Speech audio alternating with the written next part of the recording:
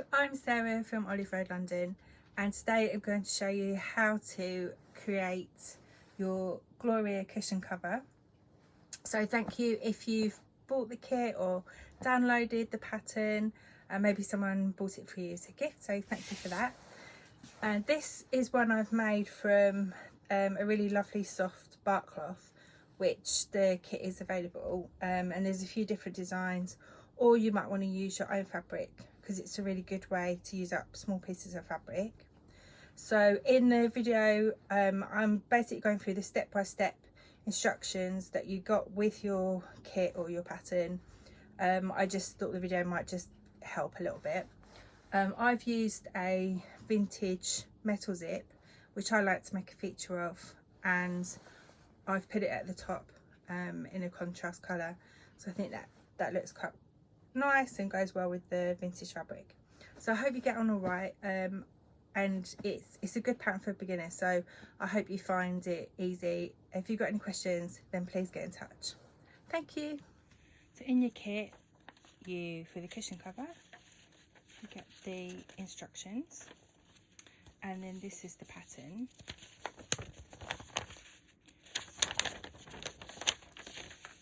Now I've designed it so that it can be printed on an A3 or A4 printer. So there's a cut line here. And then what I do, instead of cutting, I can literally just tuck it over. And then here it says cut to unfold. So basically you end up with two pieces square, because you've got the fold of the fabric there. And it was to save on paper so that you're not having to cut like from one big square. But if you would rather, you find it a bit easier, then you could transfer this onto a bigger piece of paper, or maybe you could print two and then stick along here so you've got one big piece. Now I've washed and ironed my fabric. It's best to wash the fabric first, just in case there's any shrinkage. This is 100% cotton, so there could be a little bit of shrinkage. Now this is one long piece. So what I'm going to do is actually find the centre and cut it in half. It just makes it a little bit easier to mark out, but you might have two smaller pieces, three smaller pieces that you want to sew together before you start. So to find the centre, first of all I folded it in half. I'm just going to make a small snip and then rip it down the centre. Now the reason you rip it is you know that is definitely a straight line, because it's a woven fabric. That won't work on a jersey, on a knit fabric, but because it's a woven fabric, then the way it's woven is across and down, and so that gives you a lovely straight line to work with. So now I've got two pieces of fabric that I can cut exactly to size. The thing to remember, if you are going to cut a length fabric in half, you need to make sure that it's wide enough in the first place. So it needs to be at least 80 centimetres wide, probably a little bit wider, maybe 83, 84. This one was 100 centimetres wide. And then that way you know that it's wide enough for this cushion cover. So the next job is to fold it in half.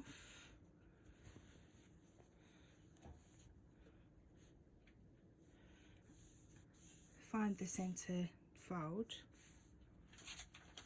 And get my pattern piece and place it on. And then I'm going to start pinning.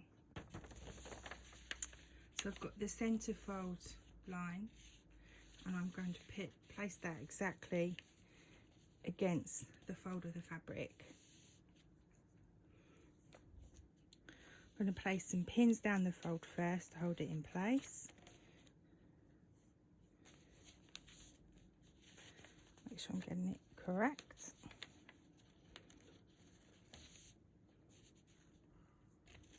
Now we don't have to worry about the direction of the print at this point, because the pattern is square, so we can decide about the position later.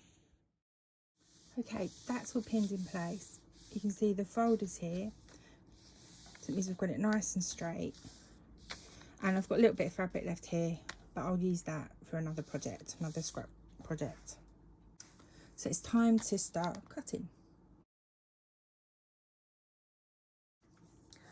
So that's cut out. I'm going to unpin these, and then I can use the pattern piece for the next piece of fabric, and you do exactly the same for the other piece of fabric. So you end up with 2 squares. So I've got 2 pieces of fabric, exactly 40 centimetres square. And what I need to do now is decide on the direction of the print before I decide where I want the zip. So this is the way up, and you can decide if you want the zip at the top and make a feature, maybe a chunky vintage zip, or if you want it at the bottom so you can hide it. I usually put mine at the top. I quite like making a feature of it. So I've got the 2 pieces of fabric in the same direction, and now I'm going to take them to the iron. Over on the ironing board, I want to remember which way up I want the fabric, and I want my zip to be at the top. You might prefer yours at the bottom. And what we're going to do is turn it over to the wrong side, and we're going to create a hem, bringing over the right side of the fabric to the wrong side. And we're going to use a 1 centimetre hem. So I've got my tape measure just to make sure I'm getting the measurement right. And I'm using a hot iron. This is 100% cotton, so I can use a hot steam, but be careful if you've got a synthetic fabric. You need to make sure it's a much lower iron.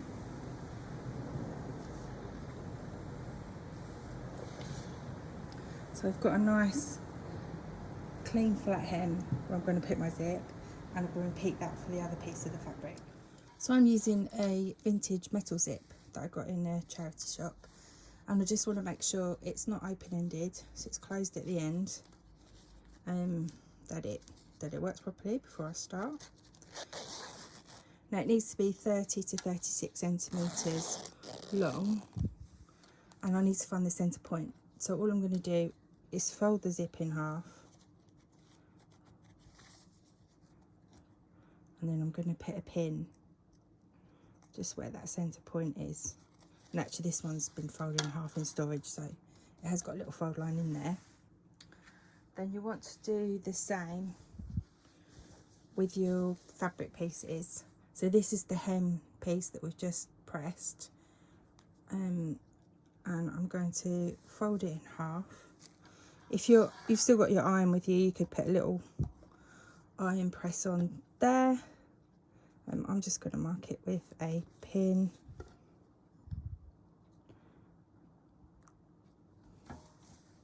And I do the same on the other piece of fabric.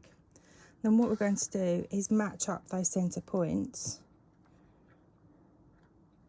Now this is the pattern and the instructions that I've given is actually to make a feature of the zip.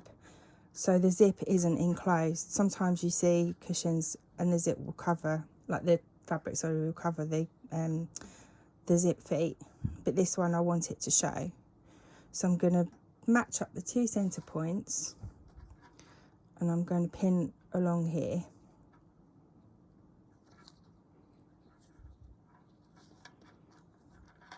So just below the zip teeth.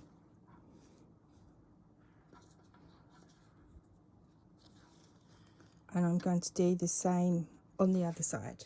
So I'm on the other side now, and I'm matching up the centre points and pin along. So you can see I'm pretty close to the zipper feet. And I'm matching up these edges as well. That's quite important.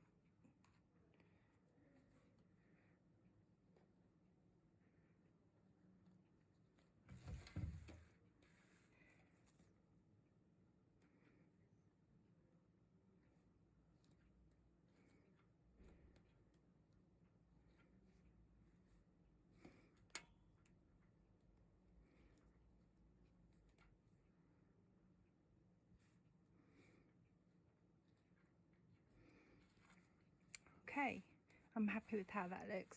So the next job is I'm going to either I'm going to tack along here, or some people call it basting. So I've used a lovely bright colour that shows up against the white because I need to be able to unpick it easily afterwards. I'm going to start at one end.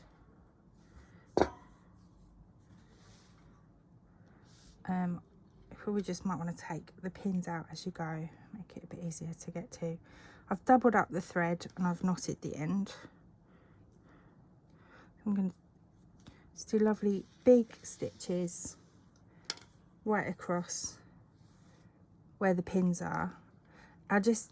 When you come to stitch it on the machine, I find that if you've basted it or tacked it before, then it holds the zip in place and it's less likely to go running around, whereas the pins you have to take out as you sew. So I find this is a better way to do zips. I'm just going to continue on this side and the same on the other side.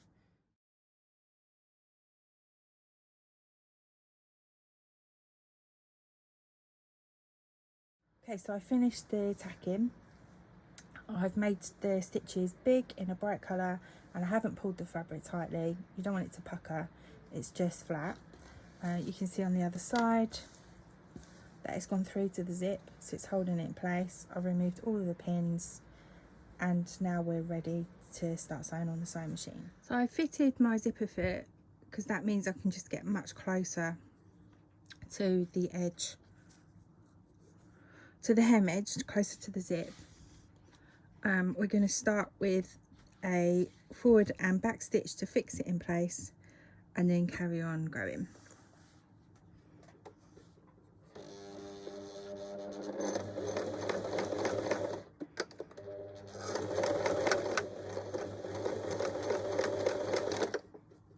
So I'm sewing as close to the edge as I can. You will have a little bit up here, but I'm just getting as close to the edge as I can.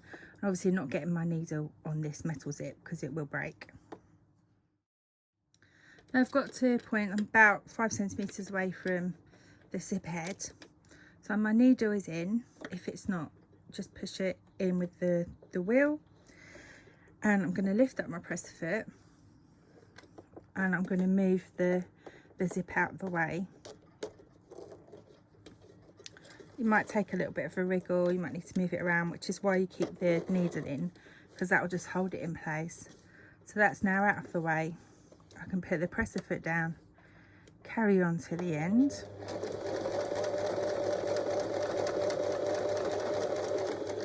And I'm going to do my forward back to fix it in place.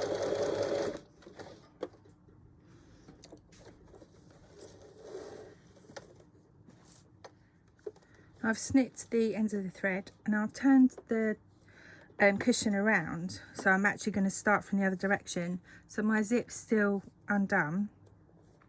It just means I don't have to change my zipper foot direction this way, and I've already got the zip undone.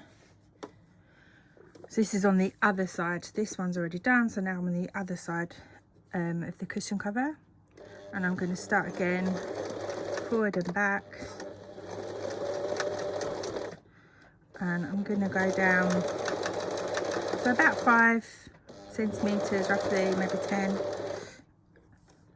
My needle's in. I'm going to lift up my presser foot, and this time I'm going to close the zip. So give it a little wriggle around. These metal zips are a bit trickier than the plastic ones because they're a bigger zipper head.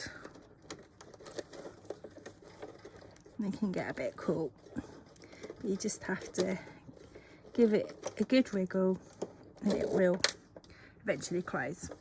And I'll go back to where I was, press the foot down, and I'll carry on stitching until the end.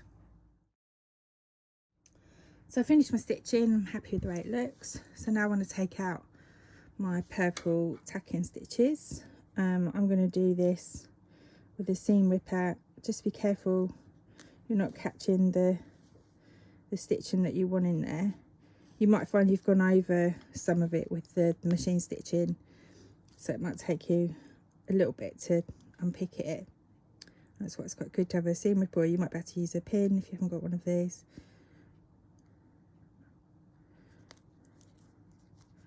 And just spend time in just getting out all the pieces of thread. Or maybe if it might be easier to try from underneath.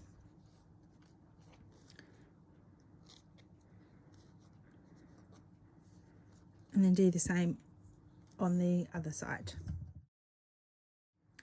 Okay, I've given the hems a press so they're nice and flat against the zip, and I want to open the zip about halfway. Now this fabric is actually froze quite a bit, so if I do this again I would zigzag the edges or overlock the edges, because this threads are going to get caught in the zip. But I can do that afterwards. It's probably a good idea if you do that first. So now what I want to do is fold the squares so that they match, and I want the zip at the top. So I'm matching these edges and corners. I'm going to pin them in place. And the reason I've opened the zip is once you've stitched them, it's actually really hard to get the zip undone again. So I might just pin this zip a little bit so it doesn't move. But I've made that mistake before, because you're going to stitch around all the edges and then you can't get the zip undone. So it's really important to open that halfway first. And then I'm just matching all of these edges and pinning them.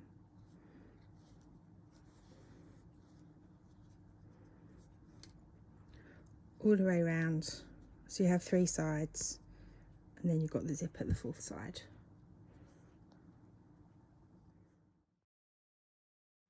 I've changed my presser foot, so it's the regular presser foot for your machine and not the zipper foot. I want to stitch around the edges. Now you might find they're not exactly matching, just you know, the fabric slips as you add the zip. Mine's just about ½ centimetre off, so not too bad. And I'm going to use a 1 centimetre seam allowance. So what I'm going to do is I'm going to line up this shorter edge with the edge of my presser foot, and I'm going to remove the pins as I go, starting with the forward back to fix my stitch, and then carrying on. So I want to show you what to do when you get to the corner, and this is what we call pivoting. So I'm going to get down to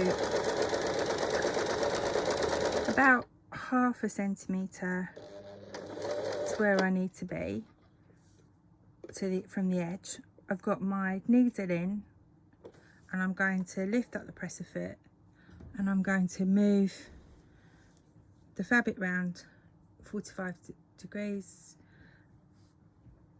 and so that I can start stitching down this way. So I'll do that again. So my needle is in, I'm going to lift my presser foot up, I'm going to swing around the fabric, it's already been held by the needle in place, and now I'm going to come in the other direction and again line it up with the edge of the fabric. Now this one is matching nicely, so I need to make sure I stick to my 1 centimetre seam allowance on this one. I don't need to do the forward and back at this point, I just carry on.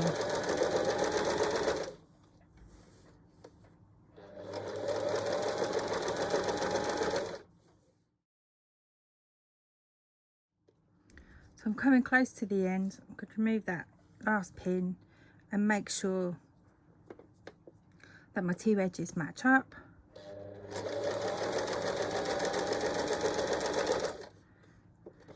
Now this one, the hem's just come unfolded, so I'm just going to tuck that back in and do my forward back to fix it in place. Now you can see my fabric is fraying quite a bit, so at this point I'm going to zigzag my edges. So this next step really just depends on the size of your zip. Now my zip was slightly shorter, so you can see that once I close this, turn it the right way around, I'm actually going to have a hole there, a bit of a gap. Now you could do that bit by hand, but I'm going to show you how to do it on the machine. So all I want to do is see that I've got this line that I've already stitched where I sewed the zip on. I'm just going to carry on that line to the end, and that will hold it in place, and it's the same on the other end. Now if your zip's much bigger, your zip might actually fill the end, and then what you can do, if the zip actually came to here, when you sewed this seam, you would just sew right over and that would hold it in place. So it really depends on what length your zip is on how you finish this part of your cushion cover.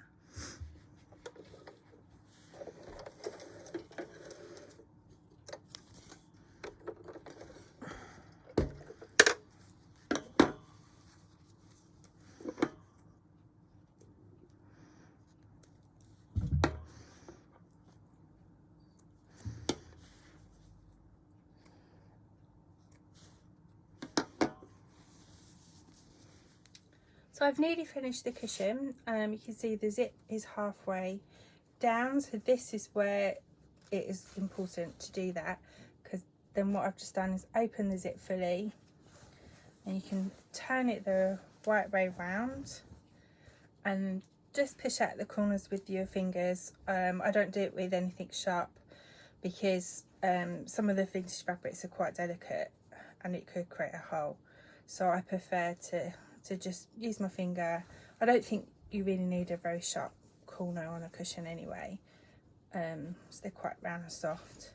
So I'm just pushing out each corner like that, and then it's ready to put the pad in. So I've made this pad from some scrap materials, which is also on my blog if you need to know how. I'm just putting it inside, giving it a wriggle, making sure the corners of the pad are right into the corners of the cushion cover. Zip it up, and there you go. You've got your finished cushion cover ready for your sofa chair, or maybe you'd like to give it away as a gift.